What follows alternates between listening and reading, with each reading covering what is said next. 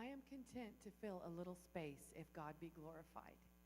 Now, while you might think, well, what does that have to do with Mother's Day? Well, this woman who said she was content to fill a little space had 19 children, saw 9 of them pass into heaven.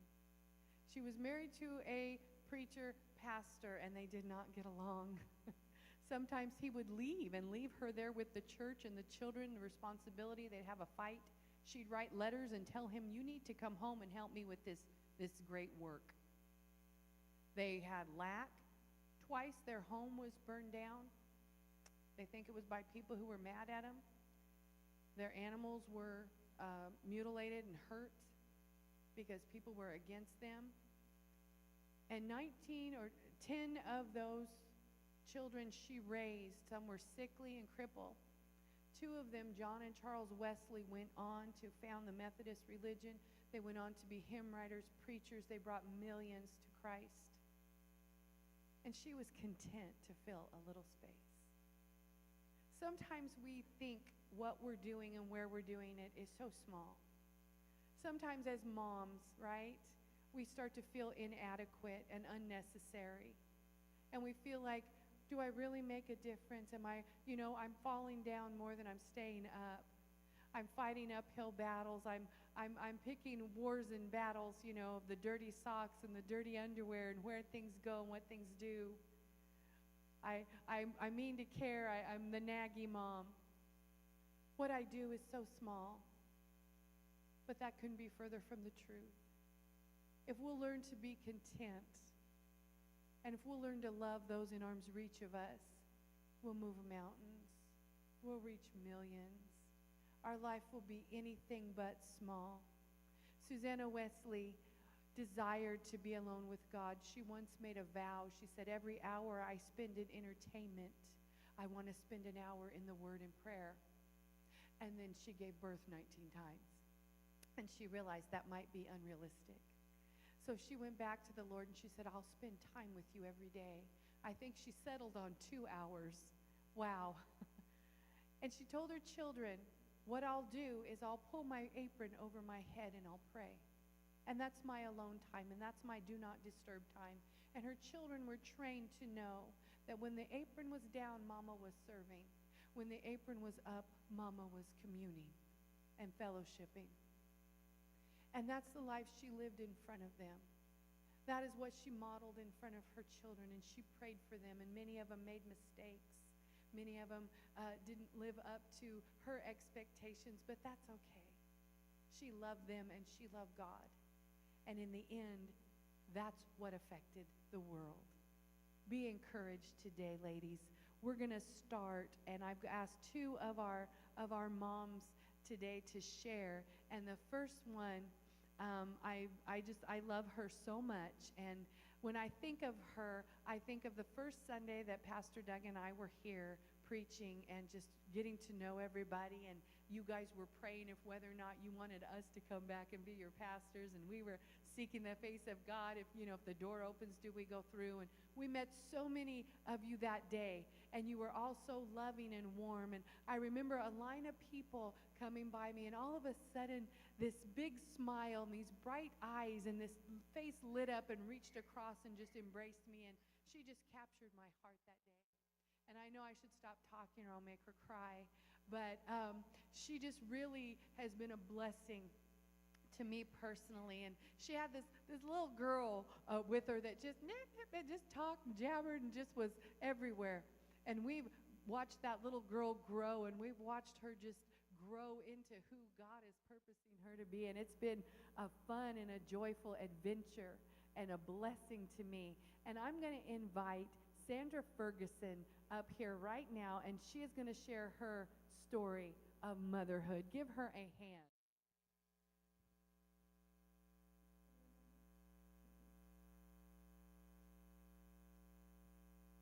When Stephanie first asked me to share, I was like, what am I going to share?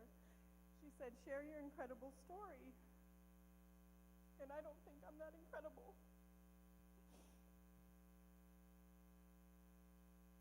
What I do is what I've done my whole life. I prayed from the age of 9 a mom. I want to be a mom. I don't care how I'm a mom. I just want to be a mom. So God threw many, many children into my life.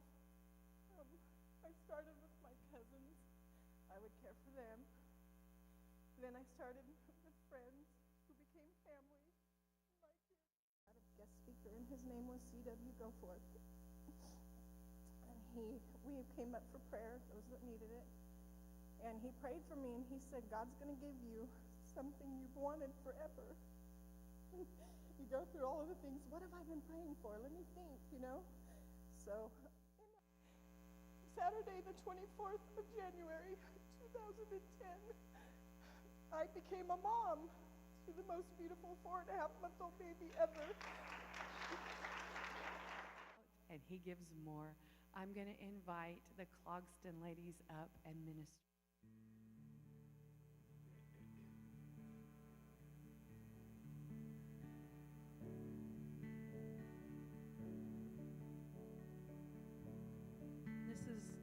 The title of this song is Midnight Oil. I've always loved this song because it's what a mama does. A true praying Christian mom who wants her children to have an experience with Christ. And the chorus is that mama likes to burn the midnight oil down on her knees at prayer. And she does it because she cares and because she loves them and because she wants the very best for them. To burn the midnight oil down on her knees in prayer. And if you asked her why she did it, she said she did it 'cause she cared. Mama knew that Jesus was waiting when she knelt by the rocking chair. Oh, I'm glad my mama was willing to burn the midnight oil. Like to burn the midnight oil down on her knees in prayer.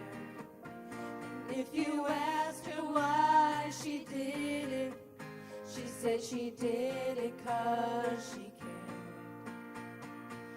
Mama knew that Jesus was waiting when she knelt by the rocking chair. Oh, I'm glad my mama was willing to burn the midnight oil.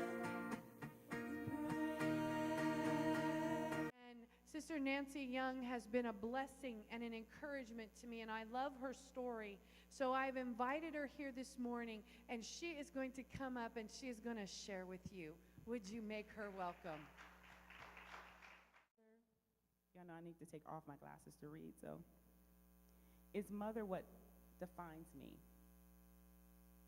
Is the word mother what defines me as I take a good look at me? Are the children that I birth and raise the only value that I see? Is it the bedtime stories that I told, all that taught me what I know? Or is it the late night projects we made together, all I have left to show? To show for my mere existence in raising my family, or was it by trial and error, what I studied and learned how to be? I know I couldn't be like all the mothers I saw on TV. Who had time to stay home, be the maid, the cook? No, that's not my reality. What did I think it would be like as I grew up one day and matured? Did I think it would be fabulous and fun and not much to really endure? Oh, I dreamed of one day being a mom and raising a beautiful family. I never imagined the true extent of the real responsibility. But 25 now, 27 years later, here I am, a mother, a grandma, and a new grandma to be. It's so overwhelming and awesome. It took much prayer, oh yes, it did indeed. I'm so ecstatic and grateful for the children God blessed me to inherit and birth, for they made me a mom and they trained me to have great value and great worth. For being a mom goes beyond oneself, to think of others before. It's a selfless job, to say the least. It's a sacrifice at the very core. For to be a good mom, you must learn how to try all the things they need you to be, whether a spider destroyer or a doctor for their wounds or a daring climber of a tree. It's not about your abilities or your skills or even your bit of fame. It's about being the loudest cheerleader at their recitals, their plays, and their games. That's my baby. It's about unconditional love that's always direct, to forgive and believe. It's about having an open heart, open arms, to console, to counsel, and every ill to relieve. Then when you lose your own identity and become known as so-and-so's mom, you can smile and be proud. Don't get all stressed. Just chill and remain calm. Remain calm because you know just how special God made you to be. You're still fabulous, still awesome, because he chose you for great responsibility. So know the word mother doesn't define all of who I truly am, for I'm a multifaceted creation, and a lot of things God says I can. Yes, my children must see I can really do almost anything. I can preach, I can teach, I can lead, I can follow, and I can even sing. Then there's still being a wife, a daughter, and even being an aunt. Yes, there's being a sister, a friend, and even a confidant. Then there's being a teacher, a mentor, a student, a worker, and even being the boss. Don't forget about being the driver, the cooker, the cleaner, protector, provider, and nurse. And that's the short list. So as mom, I lead by example to direct each of my children ahead. I know they can do so much more than even me if they remain God-fearing led. Mother, a great part of who I am. Mother, my best accomplishment. Thank you. Amen. She summed it up beautifully, didn't she? It's such a big part of us. You don't just become a mom and give a lifetime of yourself away. And then that just stops. You grow on and you go on and you continue on. God has taught me so many precious lessons in my motherhood and in my story. And he does that for all of us, though. He uses everything in life to get us where he wants to be next. Men and women, this all applies to you, brothers. I hope that you're soaking in and that you're getting blessed as well. Because it's God who created the mother's heart. And everything that the Lord is as a father, he also knows how to love as a mother. We're not without. Even us moms who get drained and weary and empty, you're not without. Even those who have had the best, most wonderful mom in the world, and she met every one of your expectations. Or you had a mother who failed and who tried and failed, or who did the best they could and just always seemed to fall short. We don't always know on the other side of that story, that heart, but God does. God does. I remember a few years ago I was asked to give the eulogy at my grandmother's funeral. And it's funny the way the Holy Spirit just leads. The Lord led me back to a story that she told me a long time ago. And it was about her first pair of shoes, and she was a little schoolgirl in Oklahoma. And she couldn't hunt Easter eggs. And she cried because they were stickery. They were having an Easter egg hunt at school. That's when they still did that. Her father happened to be in town, and he saw her, and he went and bought her a pair of shoes, and she was able to hunt Easter eggs. And I tucked that away as a junior high child. And then as I got to be an older woman, a mother myself, I understood. I understood, and I saw her not as my grandmother, aged and seasoned and had a lot of life happen, a lot of disappointments, but I saw her as a young girl with hopes and dreams. And we all start out that way, and life kind of batters us a little bit. We need help. We need a Savior. We need a Redeemer. Sometimes we need that to be in the form of a mother's love, and God knows that, doesn't he? Isaiah 66:13, very popular seasonal verse right now. The Lord was speaking to Israel as he was restoring them, and he was bringing them back, and he was prophesying that he was going to make them a cohesive nation. He says, as one whom his mother comforts, so I will comfort you, and you will be comforted in Jerusalem. You might be here this morning, and you might need the love and comfort that you did not get at your mother's knee or at your mother's heart. You might need, or you might have had everything, and yet you still managed to be broken. You still managed to be disappointed. I'm going to go ahead and I'm going to invite our worship team up.